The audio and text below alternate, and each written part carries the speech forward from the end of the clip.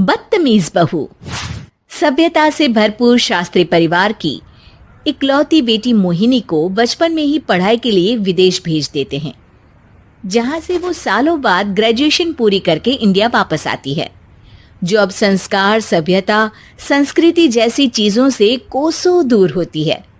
एक सुबह Mohini short dress पहने, कानों में हेडफोन लगाए जोर जोर से इंग्लिश गाने गाती हुई घर में घूम रही होती है। सुबह सुबह भगवान का नाम लेते हैं, राक्षसों की तरह चिल्लाते नहीं। पॉप्स, आपको अच्छे गाने की बिल्कुल समझ नहीं है, सो ठीक है, चिल पिल। अरे मोहिनी, पापा से ऐसे बात करते हैं क्या? सारी तमीज भूल गई हो। ओह मॉम प्लीज, इतनी बड़ी भी कोई बात नहीं हुई, सो डोंट ओवर रिएक्ट। ऐसे ही दिन बीतते हैं जिसमें मोहिनी के तौर तरीके, रहने और बात करने का ढंग उसकी मम्मी पापा को परेशान करने लगता है। भला कोई मानेगा कि ये मेरी बेटी है? रीति रिवाज और संस्कारों से तो इसका दूर दूर तक कोई नाता नहीं, और अब तो लगता भी नहीं कि कभी होगा। अरे ऐसे कैसे नहीं होगा? लड़कियां सारे नखरे अपने माँ बाप को ही दिखाती है। ससुराल जाकर उन्हें सब कुछ करना भी पड़ता है और मानना भी। पत्नी की बात शास्त्री जी समझ जाते हैं और कुछ ही दिनों में अपने से भी ज्यादा धार्मिक परिवार में निखिल के साथ मोहिनी का रिश्ता पक्का कर देते हैं। रिश्ता तो पक्का कर दिया, पर यहाँ मोहिनी को कैसे मनाएंगे? शादी ब्याह के मामले में आटे में नमक जितना झूठ तो चलता है जी। इसी तरह एक के बाद एक तिकड़म लगाते हुए दोनों मिलकर मोहिनी को शादी के लिए तैयार कर लेते हैं और मोहिनी निखिल की शादी हो जाती है, जिसके अगले दिन से ही मोहिनी दोबारा अपने पूरे अवतार में शॉर्ट ड्रेस पहनकर घर में घूमने लगती है। बहू को ऐसे देख सास की आंखें फटी की फटी रह जाती हैं। अरे ये क्या बेशर्मी है, हमारे घर की लड़कियां जींस तक नहीं पहनती और तुम बहू होकर इतने छोटे कपड़े पहनकर पूरे घर में घूम रही हो। सीरियसली मॉम, प्लीज आप अपनी इस 80 के दशक वाली सोच में मुझे इंक्लूड मत करो। हाय तौबा, एक तो बेशर्मी दिखाती है, ऊपर से सास के साथ जुबान भी लड़ाती है। अरे जल्दी कपड़े बदल कर आ, घर की पहली आरती तुम्हें ही करनी है। इतनी देर में निखिल भी वहां आ जाता है। माँ, पापा आने वाले हैं, पूजा का सारा सामान तैयार है ना? ये पूजा हमेशा मेरे बॉयफ्रेंड्स के पीछे पड़ी रहती थी और अब हस्बैंड के पीछे भी आ गई।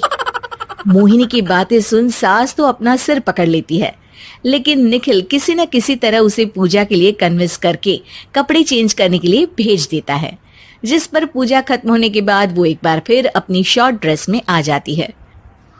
बहू, ये क्या तरीका है? संस्कार नाम की कोई चीज है या नहीं? नहीं ससुर जी, संस्कार मेरा दूसरा बॉयफ्रेंड था, अब तो मेरा उससे कोई कांटेक्ट नहीं है। मोहिनी का जवाब सुन के ससुर तो भगवान नाम जपते वहां से चले जाते हैं, लेकिन सास बहू के बीच कहासुनी फिर शुरू हो जाती है, जिसे इग्नोर करते हुए मोहिनी घर से बाहर चली जाती है और देर रात घर वापस आती है। मोहिनी, मैं जानता हूं कि तुम विदेश में रही हो और तुम्हें वहीं की आदत है, पर यहाँ चीजें कुछ अलग है। अगर तुम उस हिसाब से कुछ एडजस्ट कर लो तो सबके लिए सही हो जाएगा। I am not in a lecture mood. Good night. अगली सुबह मोहिनी देर से उठकर एक बार फिर उसी तरह सबके सामने आती है, जिस पर उसकी सास कुछ बोले उससे पहले ही मोहिनी की दोस्त मोनिका और रेचल वहां आ जाती हैं। Oh hi darling, how are you? OMG, we missed you so much. I missed you too darling. Ram Ram, इन्होंने तो तुमसे भी छोटे कपड़े पहने हैं। अरे तुम लोगों के अंदर कोई शर्म लिहाज बाकी भी है या सब बेच खाई? मोहिनी, तुम्हारी मेड कुछ ज्यादा नहीं बोलती? इस पर मोहिनी की दोस्त उसकी सास का मजाक बनाने लगती है, जिसे सुन निखिल उन्हें जवाब देते हुए कड़वे शब्द सुना देता है और वो सुन के वो दोनों तो मुंह बनाए वहां से चली जाती है, लेकिन गुस्से से लाल मोहिनी वहीं खड़ी निखिल को घूरती रहती है। घूर क्या रही हो? तुमसे शादी की ये सोचकर कि विदेश में पढ़ी लिखी हो, घर में कोई पॉजिटिव चेंज लाओगी, अपनी करियर के लिए एम्बिशियस होगी, पर अपने इस बिहेवियर से उस पढ़ाई के साथ साथ अपने मम्मी पापा के नाम को भी डुबो रही हो। अगर तुम्हें ऐसे ही हाल रखने हैं तो यहाँ रहने की कोई जरूरत नहीं है। निखिल की बातें सुनकर मोहिनी रोते हुए घर छोड़कर अपनी मम्मी पापा के पास वापस आ जाती है। ससुराल में सब कुछ ठीक तो है? वो अपने आप को समझते क्या है? मोहिनी पर चिल्ला रहे हैं? मैं क्यों उसके इशारों पर चलूं? मैं अपनी लाइफ अपने तरीके से जीना चाहती हूँ और वो ना आप लोगों को मंजूर था और ना ही उन्हें है। तुम यहाँ नहीं रह सकती। अपने पापा की बात सुन के मोहिनी हैरान रह जाती है। हाँ, तुमने बिल्कुल सही सुना।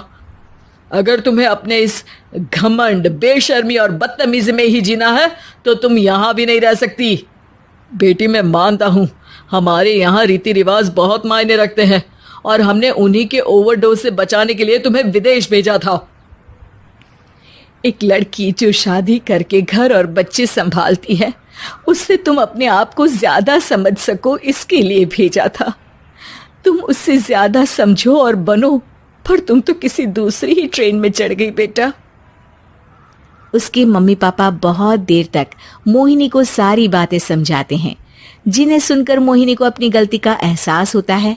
वो जॉब ज्वाइन कर लेती है और ससुराल वापस आकर उन्हें मॉडर्न बनाती है और खुद भी कुछ रिवाज सीखते हुए खुशी से रहने लगती है।